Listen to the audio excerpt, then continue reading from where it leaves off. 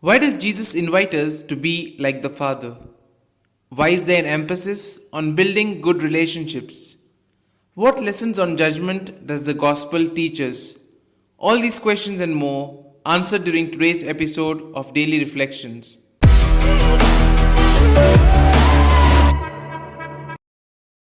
These three brief verses of today's gospel are the final part of a brief discourse of Jesus. The words which he addresses to this people and to all of us are demanding and difficult. To love the enemy, not to curse them, and not to complain if someone takes what is ours. How can this difficult advice be understood? The explanation is given in the three verses of today's Gospel, from which we draw the center of the good news brought by Jesus. The Gospel tells us to be merciful like the Father.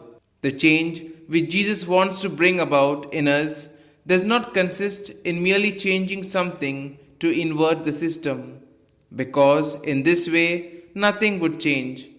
He wants to change the system.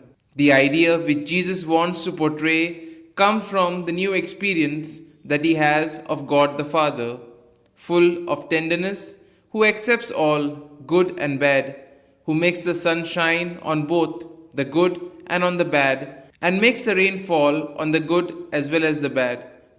True love does not depend, nor can it depend, on what we receive from others.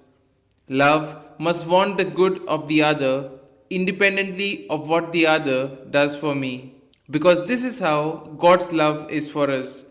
He is merciful not only towards those who are good, but with all, even with the ungrateful and the evil. The disciples of Jesus should radiate this merciful love. We are then told to build good relationships. Jesus stresses once again the primary importance of good relationships with others. The world would be a different place if we were merciful and non condemning. We ask the Lord to help us to stop despising, hating, and judging other people. Jesus invited us to be as God is, nothing else.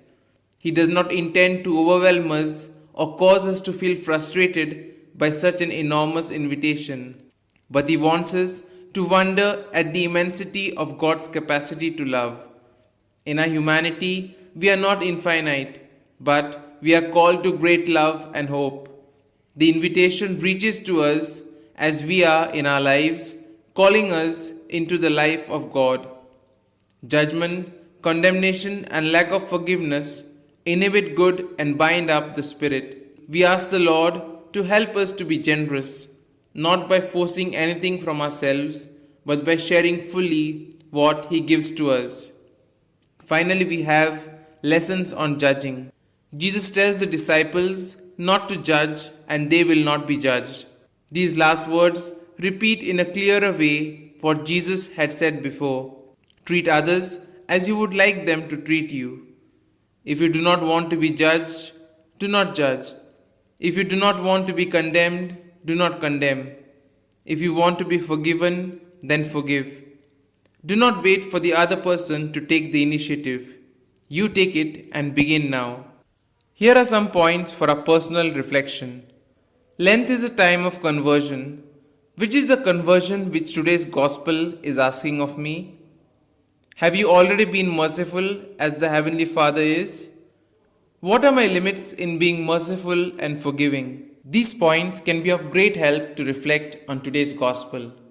And if you like the reflection, do like and share the good news of the Lord. Do subscribe to the channel if you have not already subscribed, as it would mean a lot to us. Have a good day. Amen.